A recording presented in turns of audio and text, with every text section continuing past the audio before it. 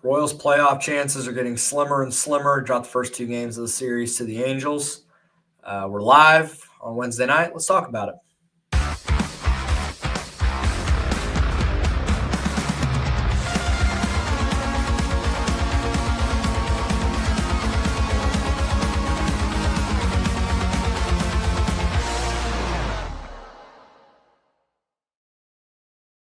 Back at it here on Kansas City Sports Network. I'm Joel Penfield. Thank y'all so much for tuning in here. If you are watching this live here on YouTube on Wednesday night, if you're on the audio side, I do appreciate it. Be sure to like, rate, subscribe, review on all platforms. Hit those notification bells so you know when these episodes go up. We're recording a day early, kind of kneeling at the altar of the NFL over the next couple of days. So gonna do this in the normal Sunday night recording after the next series against the Twins. So just one day early this week. And then we'll let you know as we get into football season how things are going to roll. This show is always brought to you by Emprise Bank, member FDIC. Our partners Impossible here at Kansas City Sports Network. And on this show, be sure to check out Kansas City Strength and Conditioning as well if you have a baseball or softball player in the area that needs a place to train as we're heading into the fall and the winter here in the city. Nate Thomas sums it up pretty well here in the chat. First comment, thank you for always being in here. Inexcusable effort from the crew after Frazier and Salvi brought them back. You're in the midst of a playoff push and have a chance to shorten the gap, and you just fall on your face. Yeah, I mean, that sums it up pretty well. Top 5 hitters are 2 for 34 in the series. Another one from Jason Bullock. This team's offense is playing like it's bad when you're pinch hitting a guy in the ninth batting 199. Oh, and that guy didn't get the bat off his shoulder in that at-bat. I mean, I try not to live in hyperbole. I try not to be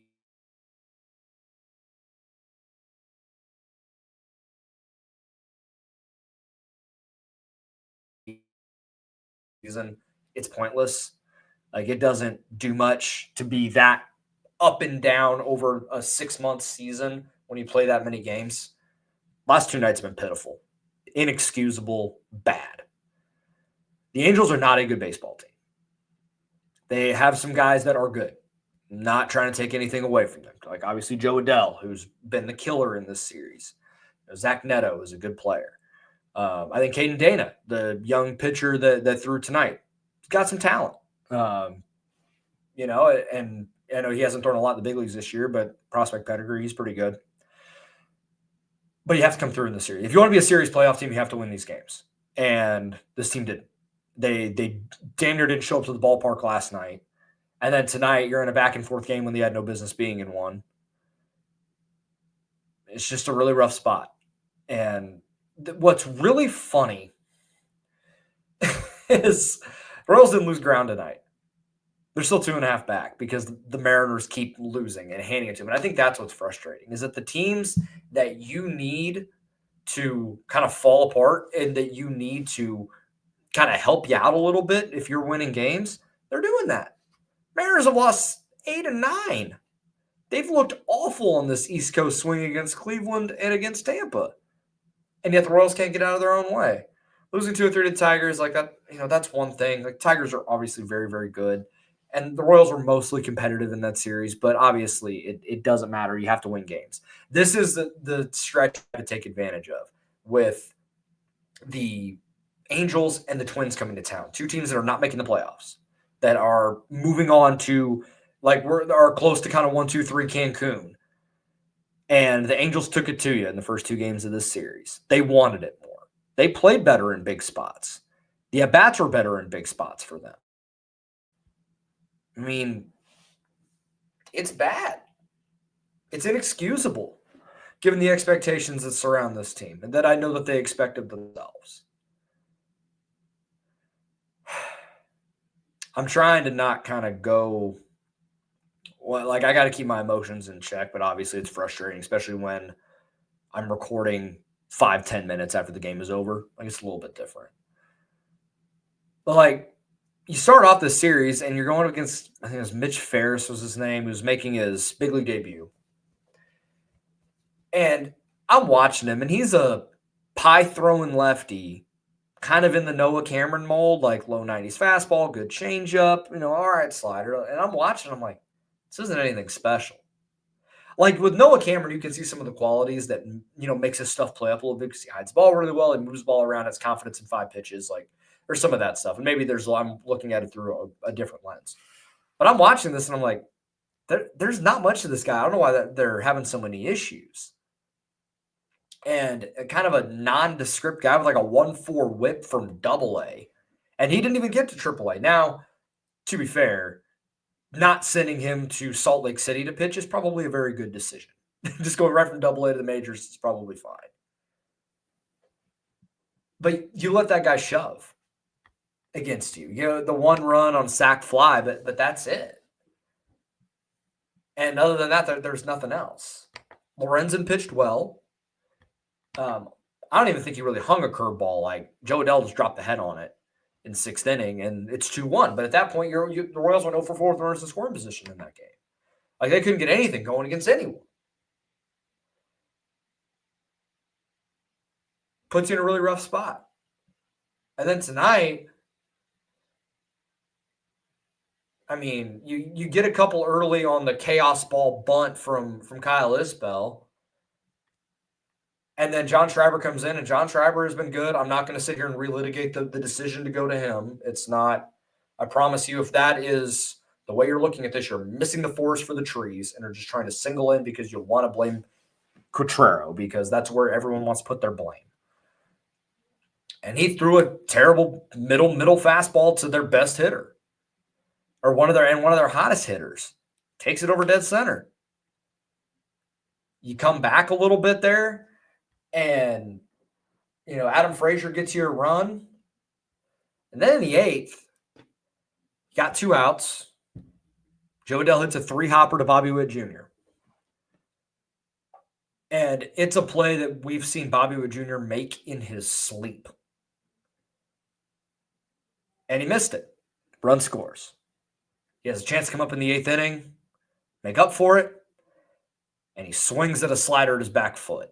And the at-bat was not good either. It was like Vinny, I look at it through a different lens. I know he swung a ball 4, but he fouled off, I think, 8 pitches in that at-bat. Like, he battled 12 pitches against one of the tougher, like, left-on-left relievers in the league. Set that aside. Your top hitters aren't doing anything. Bullpen gives up the lead, and your best player shriveled up in the biggest spots of the game twice. But one on offense, one on defense. You want to be a playoff team, those are the plays you got to make. That's where you need your superstars to come through. I don't care that Bobby Witt Jr. hasn't had a lot of experience in big games. We watched what he did in the playoffs last year. It wasn't good. We've seen in big spots, like he has the big home run on Saturday against the Tigers to take the lead. But in a lot of big spots this year specifically, he kind of puckers up. It's a little bit of a concerning trend. And this team kind of goes as he goes in spots. And so if he's pressing a little bit, if he's struggling in some of these spots, the rest of these dudes are kind of following suit. It's a real tough spot to be. Yeah. And I know that someone in my mentions, I can't remember who it was, said that he didn't have a good at-bat with the runner on third. Like, he crushed a ball with the infield in. Like, it was like 180 to send it right at somebody. Like, that's just kind of, there's a little bit of batted ball luck involved there. Maybe you'd like for him to get it in the air, but he hit the ball hard. Like, I don't worry about that as long as you hit it hard and you put it in play. Like, more often than not, you're rewarded for it. But this is the sort of thing that makes it difficult for me to believe that this is a playoff team. And, like, I've tried to hang on to that hope for most of this year because I've seen what the highs look like. We've seen what the highs look like, and it looks like a playoff team. We've also seen games like this for a lot of this year where pitching staff keeps you in the game. They have chances, and the offense doesn't come through. They're 1 for 11 with runners in scoring position in this series. They went on that home run barrage in August, and that kind of masked a lot of the issues with runners in scoring position because they were able to, instead of needing to string together a bunch of hits, they could just go bridge. But when they're not hitting home runs, or they're not coming through with homers in that spot, and Vinny's really struggled since they went to Detroit, or since they left Detroit, pardon me.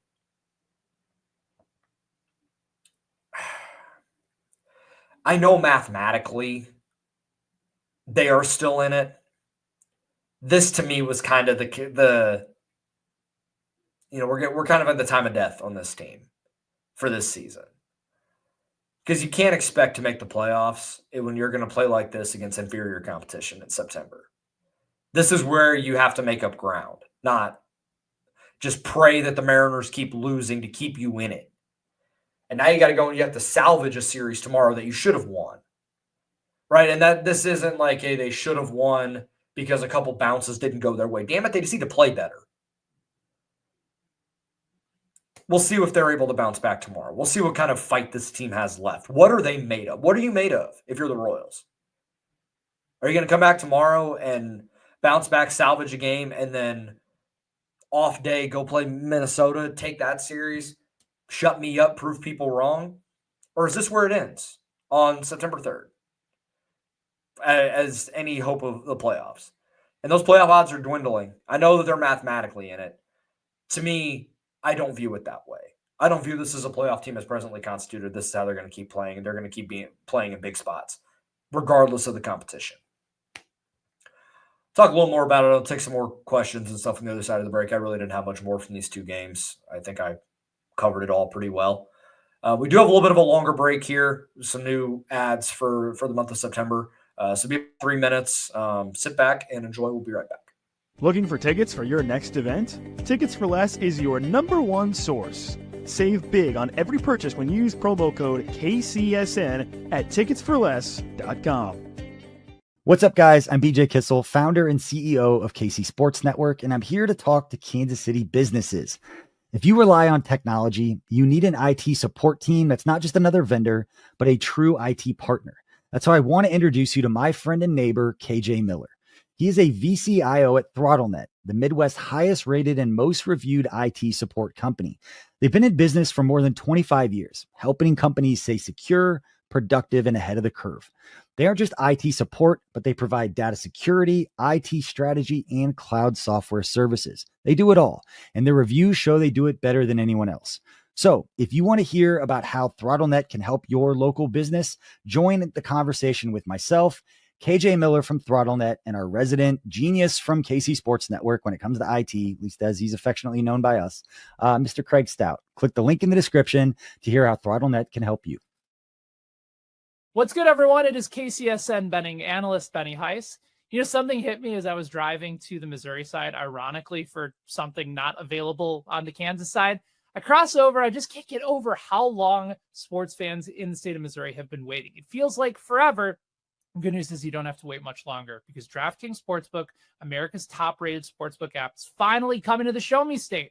And if you're thinking, yeah, but I got to wait on the sidelines until December 1st, it's not true. You can sign up right now. And when we go live, new Missouri customers get $300 in bonus bets just for placing a $5 bet. $5. That's not even as much as a pumpkin spice latte that's going to take over. So it's not some ragtag sports, but this is DraftKings. You got live in-game betting. So if your team starts hot, you can jump in mid-play. There's lightning fast payouts. None of that wait 3 days for your money nonsense. And you've got more ways to get in on the action. There's no better way to start. It's all from your phone. When we go live, you'll be betting with a sportsbook trusted by millions, safe, secure, fast withdrawals, everything you want. Well, except maybe a guarantee that your team will cover the spread, but that part's still on you. So here's the move. You download the DraftKings Sportsbook app, use code KCSN, and when we go live December 1st, that $5 bet turns into $300 in bonus bets. That is code KCSN in partnership with DraftKings Sportsbook.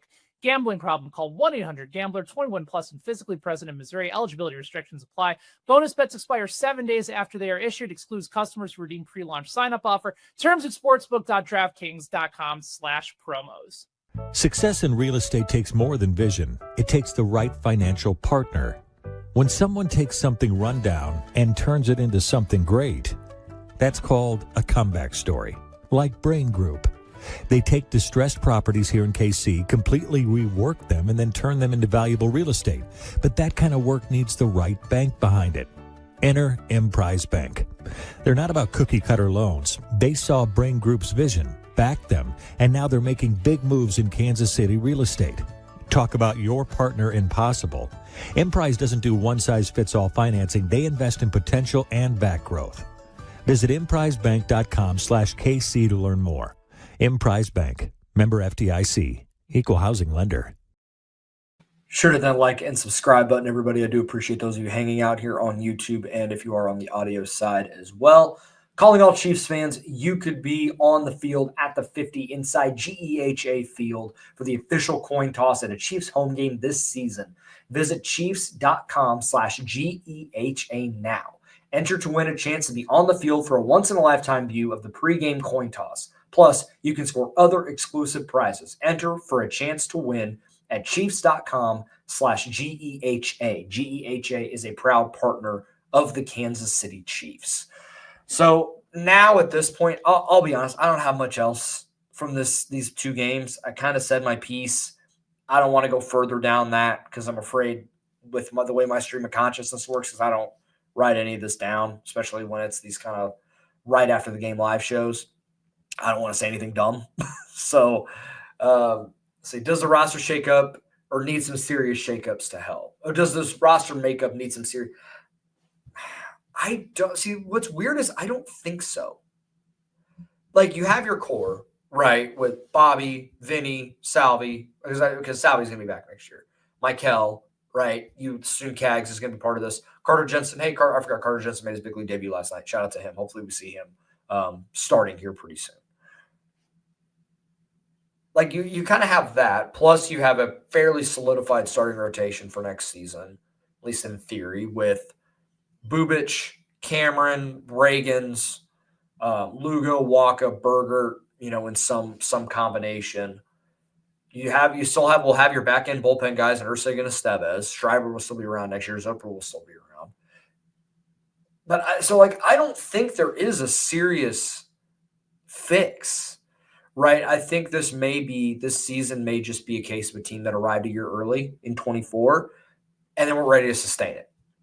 You see that happen sometimes. In this sport, you see it in other sports where a team that was not good at all, and then they kind of jump up out of nowhere. They're really good. They make the playoffs, and then the next year, they kind of backslide a little. And it wasn't like the Chiefs had not the Chiefs. The Royals had like a horseshoe up their ass last year, and were just lucky to make the playoffs. Like they played really, they were a good team for most of last year. They were a deserving playoff team. This year, it's come back the other way a little bit. I don't know if, what this team needs moving forward, but I imagine they're going to do something. They're going to try and shake the snow globe a little bit. But I don't think it's going to be anything drastic. So this, I just saw this in the chat as well. In the chat, Andy Rogers said, Seth Lugo has been dealing with low back tightness the last 2 days, which is why the Royals are pushing him back from tomorrow. Said they'll know more of a plan tomorrow when they see how Lugo feels. So I think they're going to try and avoid an IL stint, and essentially skipping a start would be around that 10-day mark. So this may be kind of like a pseudo one because they pushed him back. Noah Cameron's pitching tomorrow, not Lugo, which I think we talked about that a little bit over the weekend. And then Noah Cameron's next start would have been on Saturday, but now he's moved up because he skipped his last start, so it's still Saturday. So I don't know exactly what the plan is. Saturday might be a bullpen-ish day, like a Bolin, Avila piggyback, or Zerpa as the opener, and then Avila for bulk, and then Bolin, and kind of go from there. I'm not exactly sure. But I don't think it's time to shut him down. But I do think if he comes back out of just some time off and is better, then I think that's all he needed was just some rest. Josh IQ here. If we can't trust Carter Jensen at all behind the plate at the major leagues at his age, we even try moving him to other positions. See, that's a little bit of an overreaction in my opinion, just because he hasn't played yet, right? Like, we haven't seen him behind the plate yet, so we don't know. Like, I want to see him behind the plate before I make any sort of assessment on that. I think that is going to be maybe something that is talked about this offseason, but my view of it is they're going to go into next season viewing Carter as the backup And he's going to play quite a bit, though, because I imagine that the plan is Salvi's still going to be the primary catcher, but he's going to play a lot of first and DH, and then it gives Carter the opportunity to be in the lineup probably 3 or 4 days a week still, in a catching tandem type role. So that's where I'm at with it. But I'm not. I think it is an overreaction to say we can't trust Carter when he's been in the league for 5 minutes. Like, there's a good chance he's in the lineup tomorrow, and we'll see what he's got. I mean, he's got familiarity with Noah Cameron, so we'll see. Right? I'm not gonna overreact too much until we see it.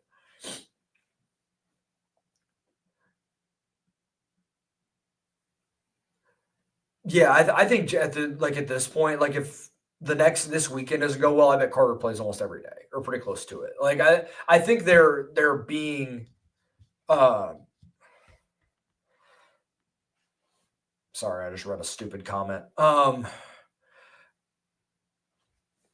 Yeah, I think they're trying to kind of thread the needle of getting him up, getting him experience, but also, I mean, they're trying to win games. Like they're trying to make the playoffs, and I'm sure they view Carter as someone that can help them, but I don't think they view him as, this is the reason why we're going to make the playoffs, right? But it is that having that left-handed bat, left-handed power, take some pressure off of Salvador Perez is there. I was kind of surprised that they went to Maile and not Jensen late in that game as the defensive catcher.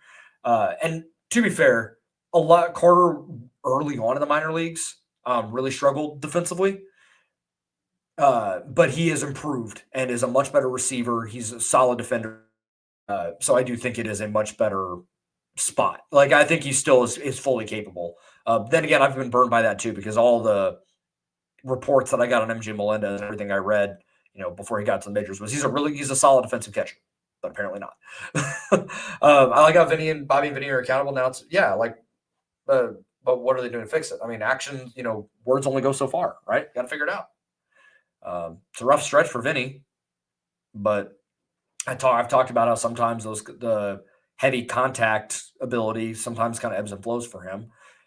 I think he just needs to see one fall, and it kind of opens things back up for him because he gets into ruts like that, but then he's able to come out of them pretty quickly. It doesn't last too long. The fact that it's a 3 for 31 is pretty shocking to me, just because we don't see him do that very often.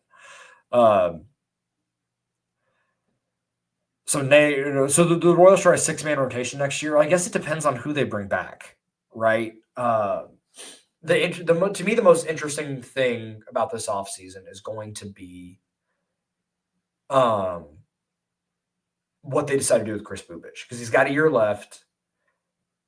I don't think he's necessarily like damaged goods, but I do wonder if a team would be interested in trading for him as a hey, we're close, we need one starter. Like, I think there would be I think he would be still valuable because teams would bank on what he did at the end of 23, most of 24. I could see that being the move, because then at that point you still have Reagans, Waka, Lugo, Cameron, Berger, and that's a really good starting 5. I think ultimately they are going to move. I think they're going to move off of Michael Lorenzen. He has a mutual option for next year, but that saves you about $12 million. Bubich for a position player. I could see that being, but now would the position player you get in that scenario be the needle mover though? Like, I don't think it would be. So this is where I think you attach Bubich with a couple of prospects and you go for the big fish. Like, this might be I don't know, wishful thinking, hopium, whatever. That might be where you go, hey, we'll attach Bubich and a Blake Mitchell and I don't know, a Drew Beam or something along that, kind of what I mean though, and go get like a Jarren Duran, see if that gets it done, or a Jensen or a Mitchell, a Kudrna, and Bubich for something like that. Like, I think if you're going to make a trade this offseason, like the India trade was meant to stabilize the offense, and obviously did not do that because India has not fallen to the expectation that we thought he was going to. Now he's still going to be on the team next year. We'll see what he's got. But I think you need to go and make a legitimate needle mover, ceiling raiser offensively, not a floor raiser, which is what they assumed that India was going to be. So it does get a little tricky with how they attack it. But I think they understand, like, we're still in a contending window, right? This is not the end, right? You're still in a place where you're going to be able to, put yourself in position to make the playoffs the next couple of years with this current core. You got to capitalize on that, and you got to make a really big swing. And I think eventually they're going to do that. It's just a matter of when they decide to. If there's any other questions before we get out of here, I'll answer a couple of more if you guys have any before we get out of here. I appreciate those of you that, that came in here despite the frustrating result tonight. Any chance the Royals re-sign Adam Frazier? Indy and Massey good enough to man second? So the Frazier thing is really interesting because this is clearly what a healthy Adam Frazier looked like. I kind of wonder what would have happened last year if we actually got that instead of the Adam Frazier that we did get. But I mean, he's hitting 300 in Kansas City with 752 OPS. But this is also, I'm not going to expect that to be the Adam Frazier that we see next year either. Like, who knows? I mean, I don't think Massey is the answer at second. And look, he's been good since he came back from the injured list. Problem is, like, who are you going to get? He's been so hurt for most of his career. Like, I can't trust that. John Denny has been relatively healthy for most of his career. He's just been beat to hell this year. Like, since the third game of the year, he started off, he took a fastball off the face, and then it was a shoulder and a groin, and he got spiked, and then he, the wrist, and then he got hit a bunch. It's like, God, dog it, get this guy away from baseball for a little bit. Maybe that's what it needs. But I think you go into next year without, you still got to solve the leadoff hitter problem. Clearly, Jonathan Indy is not that guy. I wish you could find a true leadoff 3-hitter behind Witt. Vinny and Salvi could get it moved down some. Let Garcia leadoff hit 4. Bubich or Mitchell could get us that. I think we need to do it. I don't know how many 3-hitters are going to be available at this offseason. That's the hard part, is you can make that trade in your mind. What team is going to be willing to give up that type of hitter? Right? That's the hard part. In an ideal world, that 3-hitter is Jack Caglione, in my opinion. Matter of him getting better. To be fair, I thought he looked much better tonight. Took the 4-pitch walk. First big league at bat in over a month. Took a 4-pitch walk. That was some growth. He worked a solid plate appearance against Stevenson there. I think it was in the 7th. And hit a line drive right at someone, but it was a good swing, and he worked a good plate appearance. See how much better he can be over this last month, get some momentum for the 26th season. But I think ideally that's the type of hitter that you want to have hitting 3. Have that guy hitting behind Bobby Witt Jr. If he's able to reach his full potential, could be pretty, significant. Nate makes a great point here in the chat. And this is where the Royals sometimes get lucky not being in on some of these free agents, right? It's tricky because that was a name that we talked about, right? Anthony Santander. The Royals offered him, right? The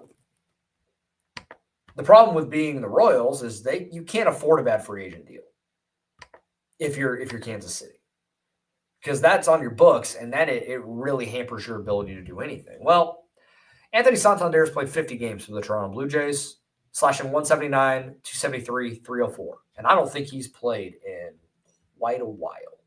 Yeah, he has not played since May 29th. Imagine if the Royals spent $90 million on him like the Blue Jays did, and he hasn't played in 3 months. Think about how that would look. We're very lucky that they did not do that. So it's, this team is in a tough spot. We'll see what they're made of. I still am. Yeah, like, Cax hits the ball so hard when he makes contact. It just feels like he hits it right at people a lot. Or he hit, I still remember one ball, put a great swing on one to left center, and the dude made a great play at the wall. Like, he'll figure it out. Like, the people that are really down on him or want to act like he sucks, like, I don't know. The guy's 22, played 60 minor league games, and proved that the only way for him to get better is to get better at the big league level. It's the only way for him to get better.